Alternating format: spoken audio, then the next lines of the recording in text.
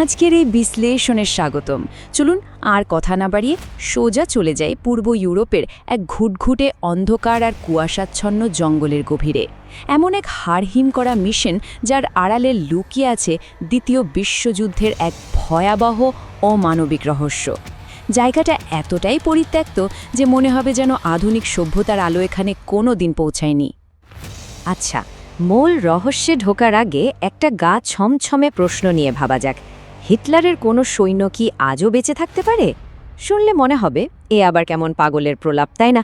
কিন্তু আমাদের আজকের এই পুরো তদন্তটাই শুরু হচ্ছে এই অবাস্তব অথচ ভয়ঙ্কর প্রশ্নটাকে সামনে রেখে।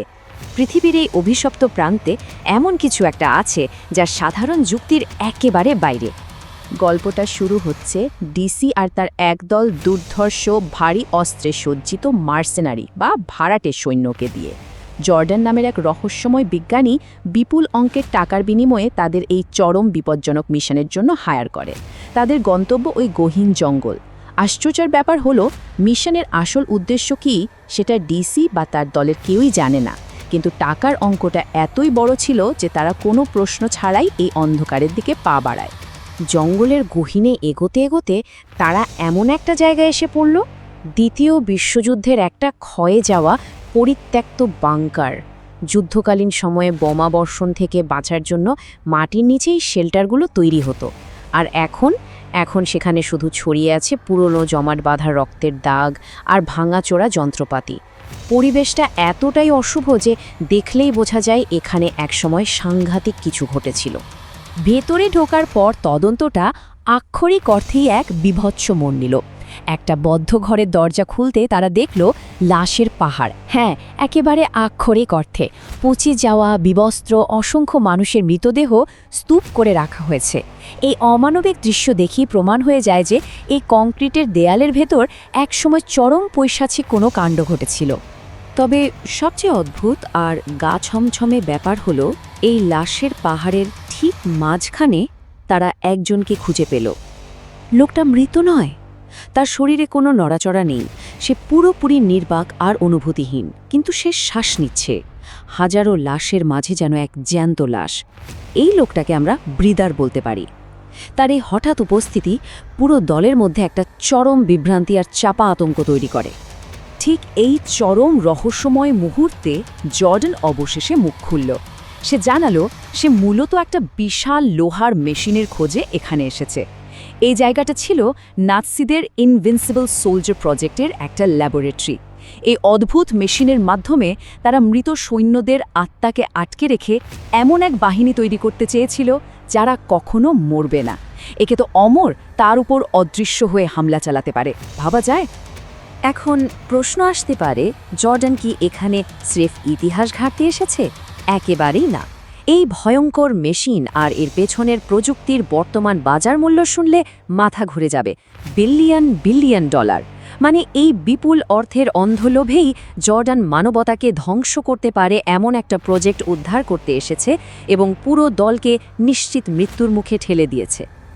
এরপর পরিস্থিতি খুব দ্রুতই হাতের বাইরে চলে যেতে শুরু করে। প্রথমে বাংকারের ভেতর হঠাৎ করে নিজেই একটা পুরনো জার্মান রেডিও বেজে ওঠে। রাতের বেলায় জঙ্গলের চারপাশে এক রহস্যময় সাদা আলো ছড়িয়ে পড়ে। এরপর শুরু হয় অদৃশ্য আক্রমণকারীদের ঝটিকা হামলা, আর দলের একজন অত্যন্ত দক্ষ সৈন্য হঠাৎ করেই হাওয়া হয়ে যায়। মানে এটা একদম পরিষ্কার হয়ে যায় যে তারা সাধারণ কোনো মানুষের সাথে লড়ছে না। বাংকারের অন্ধকারে জর্ডান একটা পুরনো প্রজেক্টর চালু করে দ্বিতীয় বিশ্বযুদ্ধের সময়কার কিছু জীর্ণ ভিডিও ফুটেজ বের করে। আর তখনই সবার চোখ চড়ক গাছ। ফুটেজে পরিষ্কার দেখা যায় মেশিনটা চালু করার পর নাৎসি সৈন্যরা ধীরে ধীরে ফেজড বা অদৃশ্য হয়ে যাচ্ছে। তারা মরছে না, বরং ধরাছোঁয়ার বাইরের এক সম্পূর্ণ ভিন্ন ডাইমেনশনে চলে যাচ্ছে। মেশিনটা যে আসলেই কাজ করত এটা তারই অকাট্য প্রমাণ। একটু ভেবে দেখুন লড়াইটা কতটা অসম। একদিকে রক্তমাংসের সাধারণ মানুষ, যাদের হাতে ভারী অস্ত্র থাকলেও তারা ক্লান্ত, চরম আতঙ্কিত আর যে কোনো মুহূর্তে মারা যেতে পারে। অন্যদিকে এক অদৃশ্য অজেয় বাহিনী, যাদের গায়ে গুলি লাগে না আর যাদের কোনো মৃত্যু নেই। এমন অমর শত্রুর বিরুদ্ধে লড়াই করা যে কতটা অসম্ভব সেটা ডিসি আর তার দল প্রতিটা পদক্ষেপে হাড়ে হাড়ে টের পাচ্ছিল।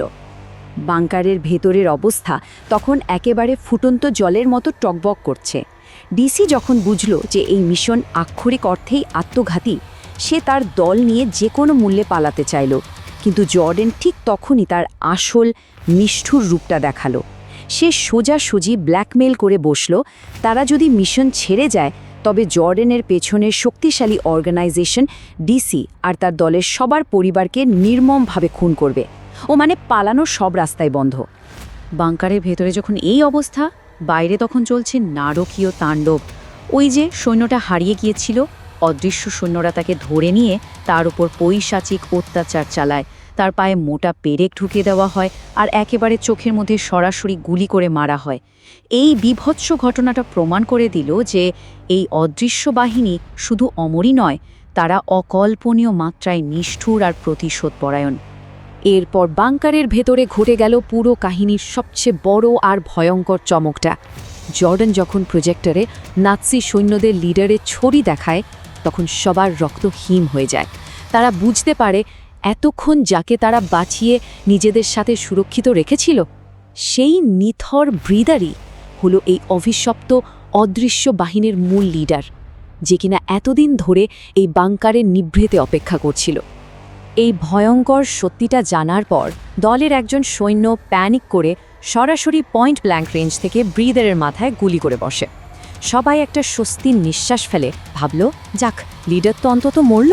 কিন্তু না, তাদের চরম আতঙ্কের কারণ হয়ে ব্রিদার মারা যাওয়ার বদলে দিব্যি আবার চোখ মেলে তাকালো।